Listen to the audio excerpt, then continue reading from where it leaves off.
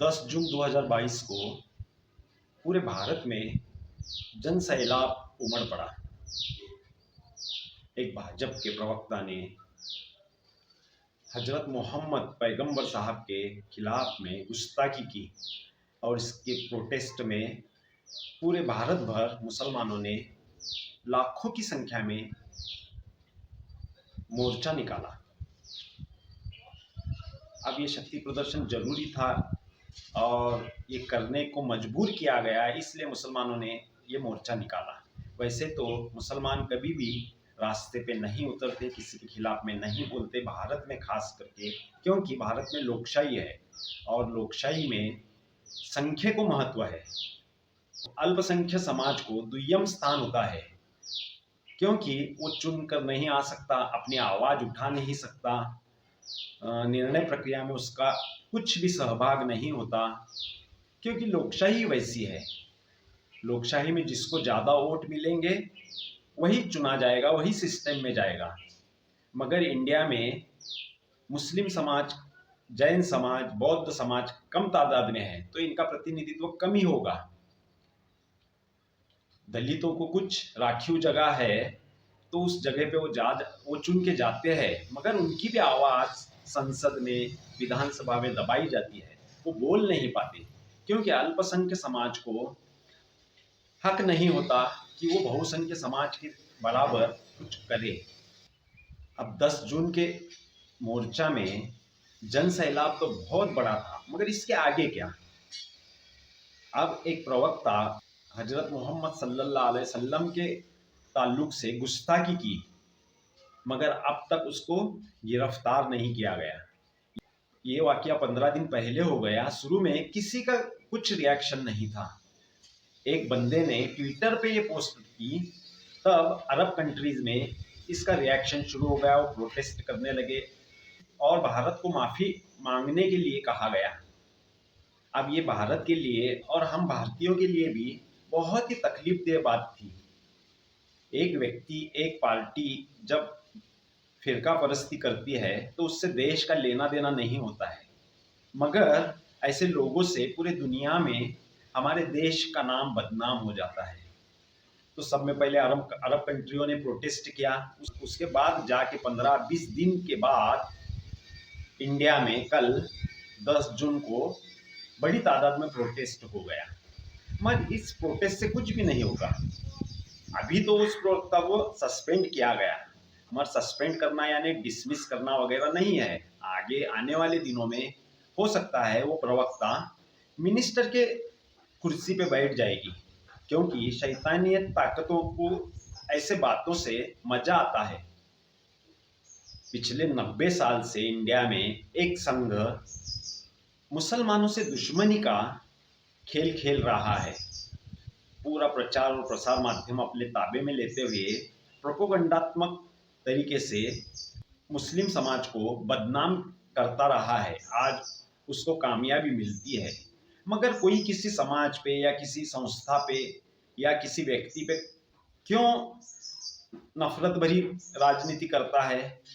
क्योंकि फलदार पेड़ को ही पत्थर मारा जाता है।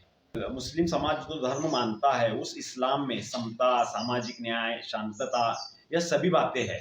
तो उस संघ को बाकी लोगों को गुलाम बनाने के लिए ये समता, सामाजिक न्याय वगैरह अड़चन पैदा करता है। इसलिए वो संघ हमेशा ही प्रोपेगेंडा करके इस समाज को बदनाम करता है। और हजरत मोहम्मद सल्लल्लाहु अलैहि वसल्लम से गुस्ताखी की बात भी इसी की एक कड़ी थी। तो अब हमें इस बात से ध्यान रखना होगा कि भारत देश में इस संघ ने समझे ना समझे इनडायरेक्ट तरीके से हर एक के दिमाग को अपने ताबे में लिया है। किसी का समर्थन करना, किसी का विरोध करना, यह सभी बात इस संघ के इशारे से चलती है। उसका मकसद एक होता है, वो दिखाता एक है। तो उस तरीके से उसकी कार्य पद्धति है। वो अनरजिस्टर्ड संस्था है, उस पर कोई कार्रवाई भी नहीं कर सकता। तो ये बात समझने की बात है। जब तक मुसलमानों के खिलाफ में इनकी मूवमेंट चलती रही तो अरब कंट्रीज में बीच में नहीं आए। जब पैगंबर साहब के खिलाफ में जब बात की, तब वो उनका ध्यान इस पे गया और वो प्रोटेस्ट किए, इंडिया को माफ़ी मांगने की बात भी की, मगर मुसलमानों पे जब जुल्म होता है तो अरब कंट्रियों को भी कुछ लेना देना नहीं होता, क्योंकि वो उनसे उनको बाकी कंट्रीज के मुसलमानों से लेना देना नहीं है, इस्लाम से लेना देना है। इस्लाम के ताल्लुक से वो बहुत संवेदनशील है, मगर मुसलमानों से नहीं है। इसलिए हमें भी इतना खुश होने की जरूरत नहीं कि इस्लामी कंट्रियों ने भारत को या भारत के एक पार्टी को कुछ नाराजगी जताई है, मगर मुसलमानों के ताल्लुक से कहा जाए तो मुसलमान खुद ही अपनी तकलीफ दूर कर सकता है।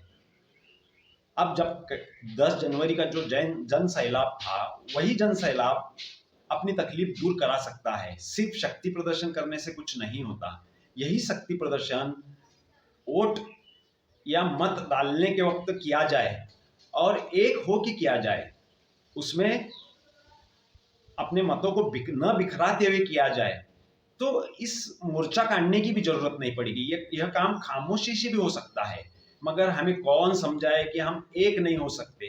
दिन एक होंगे और एक गट्ठा मतदान किसी एक नेशनल पार्टी को करेंगे। कोई मुस्लिम विरोधी पार्टियां हैं उसके खिलाफ में जो लड़ सकती है, ऐसे एक पार्टी को करेंगे अपने मत बिखराव न करते हुए, तो हर समस्या छूट जाएगी। हमारे बाप दादा ने यही किया था, मगर अभी हमें जरा अक्ल ज्यादा आ गई। हम छोटे मोटे जिनकी ताकत बहुत ही कम है, जो इतने बड़े संघ या उनके पार्टियों से लड़ नहीं सकती, तो ऐसे पार्टियों के पीछे लग गए हैं। और उत्तर भारत में तो बहुत सारी पार्टियां बनाई गई है जो इलेक्शन के पीरियड में आके अपने अपने मत ले जाती है और एक 30% मत मिलने वाले पार्टियों को चुना देती है। तो अब ये बात कब तो भी समझना पड़ेगा कि होता है एक और दिखता है एक। तो दिखने पे मत जाओ। ये जन सैलाब के पीछे भी हो सकता कुछ राज हो। अचानक 15-20 दिन के बाद इतने बड़े तादाद में प्रोटेस्ट करने के पीछे भी कुछ तो कुछ राजकारण होगा, कुछ तो कुछ राजनीति होगी, उसके पीछे कोई कुछ तो एक शक्तियां होगी। तो उससे खुश न होके, वो तादाद से खुश न होके अपने जहन को बदलो। जब तक हम मूर्खतापूर्ण व्यवहार करेंगे तो कोई शाना आदमी अपने पे राज करेगा। जब हम कुछ अक्लमंदी से काम करेंगे तो कोई भी किसी पे राज कर नहीं सकता।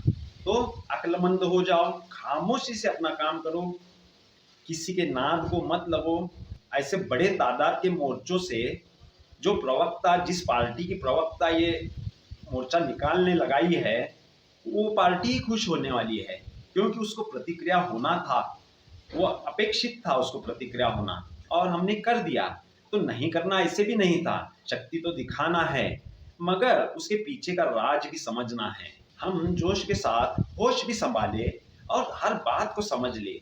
इस एक संघ ने पूरे देश को अपने इशारों से नचा रहा है। यह एक ही संघ है जो सभी धर्म जाति के लोगों को, सभी पार्टियों के लोगों को अपने इशारों से नचा रहा है। तो ये बात समझे, और जब तक ये प्रवक्ता की बात लोगों तक नहीं आई थी, तब जितना खामोश थे, उसी खामोशी से काम करते हुए आगे के इलेक्शन में अपना वोट जाया न करते हुए एक होके कश्मीर से कन्याकुमारी तक एक ही नेशनल पार्टी को, जो इस जुल्म करने वाले पार्टी से लड़ सकती है, उसी को वोट दे। बाकी तो आप समझदार है, कुछ कहने की जरूरत नहीं। ऐसे बहुत मुद्दे आते रहेंगे, जाते रहेंगे। कब तक हम प्रोटेस्ट करते रहेंगे, कब तक हम टेंशन लेते रहेंगे? उससे बेहतर तो मतदान का एक दिन काफी है। उस दिन के हम राजा हैं, उस दिन राजा जैसा रहेंगे, भिखारी जैसा नहीं रहेंगे, तो यकीनन हर समस्या का हल उसमें आपको मिलेगा। शुक्रिया।